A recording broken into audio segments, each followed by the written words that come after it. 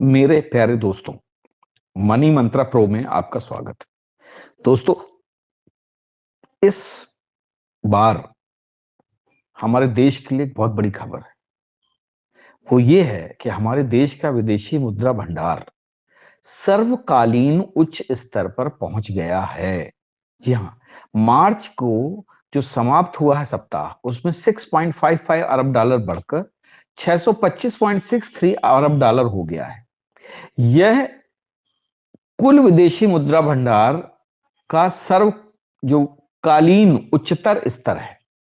अब आप सोच सकते हैं कि हमारा देश किस तरीके से तरक्की कर रहा है। तो खुशी की बात यह है कि हमारा देश का विदेशी मुद्रा भंडार बहुत ही ज्यादा अच्छी कंडीशन में है। आप याद करिए, एक समय ऐसा आया था कि देश का विदेशी मुद्रा भंडार सरकारों की नाकामयाबियों की वजह से निम्नतम स्तर पर चला गया था। देश का सोना विदेश में गिरवी रखना पड़ा था, लेकिन अब हम उस चीज से बाहर निकल आए हैं। यह मोदी सरकार की बहुत बड़ी कामयाबी है, क्योंकि पूरी दुनिया में हमारे देश की विकास दर भी सबसे ज्यादा उच्चतर है। और पूरी दुनिया जो कि विकास दर के लिए एड़ी चोटी का जोर लगा रही है, हमारी जो विकास दर है वो डबल डिजिट में पहुंच चुकी है। तो आप समझ सकते हैं कि हमारा देश सुरक्षित हाथों में है और बहुत ही अच्छी तरह से विकास के पथ पर अग्रसर है। दोस्तों, मैं आपको बताना चाहूंगा कि सरकार ने अप्रैल और जून तिमाही के लिए जो छोटी बचत योजनाएं हैं, उनकी ब्याज दरों में कोई बदलाव नहीं किया है। जी हां, सरकार ने 1 अप्रैल 2024 से शुरू होने वाले अगले वित्त वर्ष की पहली तिमाही के लिए विभिन्न छोटी बचत योजनाओं की ब्याज दरों में किसी भी प्रकार का बदलाव नहीं किया है। पीपीएफ पर पहले की तरह 7.1% ब्याज मिलता रहेगा। वित्त मंत्रालय ने इस संदर्भ में यह अधिसूचना अभी जारी की है। अप्रैल जून के लिए विभिन्न लघु बचत योजनाओं पर ब्याज दरें चौथी तिमाही के लिए जो अधिसूचित दर थी उसी के समान होंगी। होता यह है कि ब्याज दरें बीच बीच में बदलती रहती हैं, लेकिन यह पहली बार हुआ है कि सरकार ने इन छोटी बचत योजनाओं की ब्याज दरों में बढ़ोतरी नहीं की है। पिछली बार मार्च तिमाही के लिए सरकार ने सुकन्या समृद्धि योजना की ब्याज दरों में बढ़ोतरी की थी। वित्त मंत्रालय ने जनवरी से मार्च 2024 तिमाही के लिए इस योजना की ब्याज दर 8% से बढ़ाकर 8.2% कर दी थी। इसके अलावा 3 साल टाइम डिपॉजिट के लिए ब्याज दरें 7% से 7.1% कर दी गई थी। डाकघर की छोटी बचत योजनाओं के लिए वित्त मंत्रालय हर तिमाही के लिए दरों का ऐलान करता है। अब कारण क्या है कि जो वित्त मंत्रालय के अधिकारियों को कहना है कि पीपीएफ ब्याज दर में ज्यादा बढ़ोतरी न होने का कारण प्रमुख यह है कि इस योजना में टैक्स के बाद रिटर्न अधिक है।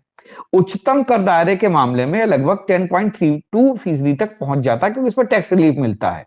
इसे देखते हुए ब्याज दर में बदलाव नहीं किया गया है। पीपीएफ की दरों में 3 साल से कोई परिवर्तन नहीं किया गया है।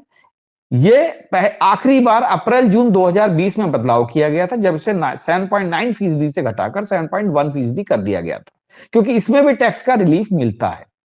तो आप समझ सकते हैं कि जो बचत खाता है उसमें 4% ब्याज मिलेगा, 1 साल की एफडी में 6.9% मिलेगा, 2 साल की एफडी में 7%, 3 साल की एफडी में 7.1%, 5 साल की एफडी में 7.5%, आरडी जो आप करते हैं रिकरिंग डिपॉजिट, इस पर 6.5% आपको ब्याज मिलेगा।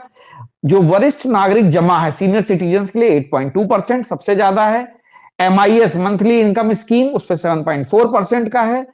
NSC national saving certificate 7.7%, PPF में 7.1%, किसान विकास पत्र 7.5% और सुकन्या समृद्धि 8.2%। यानी कि सबसे ज्यादा जो ब्याज दर है वो सुकन्या समृद्धि योजना में है। अब देखिए हमारे देश में किस तरीके से खुशहाली आ रही है। आप ये समझ सकते हैं कि हमारे देश में जो छोटे निवेशक हैं, उन्होंने इक्विटी म्यूचुअल फंड में रिकॉर्ड तोड़ निवेश किया हुआ है। इस साल फरवरी में 26,866 करोड़ रुपए का निवेश म्यूचुअल फंड की विभिन्न योजनाओं में किया गया, जो जनवरी के मुकाबले 23.34% अधिक था। यही नहीं, एसआईपी के जरिए निवेश का आंकड़ा पहली बार 19,000 करोड़ रुपए के पार पहुंच गया है।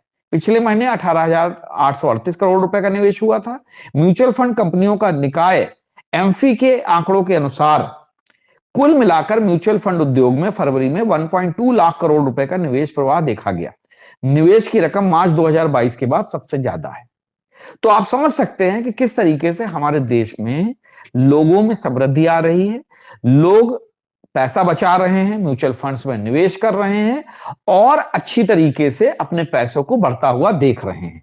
यही कारण है विदेशी मुद्रा जो भंडार है वो भी बहुत तेजी से बढ़ रहा है। डॉलर्स जो मैंने बताया कि 625.63 अरब डॉलर जो है हमारा विदेशी मुद्रा भंडार, जो कि सर्वकालीन उच्च स्तर पर पहुंच गया है।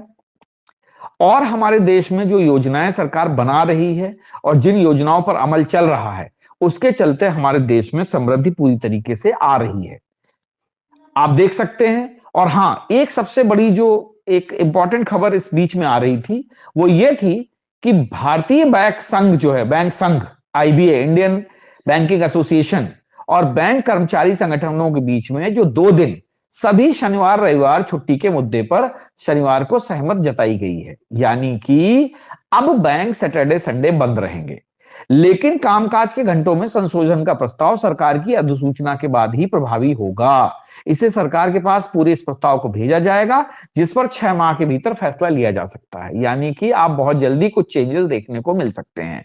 बैंक सैटरडे संडे बंद हो सकते हैं, लेकिन चूंकि अब भारत में डिजिटल लेन देन का चलन इतना ज्यादा हो गया है कि अगर बैंक बंद भी रहते हैं तो बहुत ज्यादा लोगों को इससे फर्क पड़ने वाला नहीं है।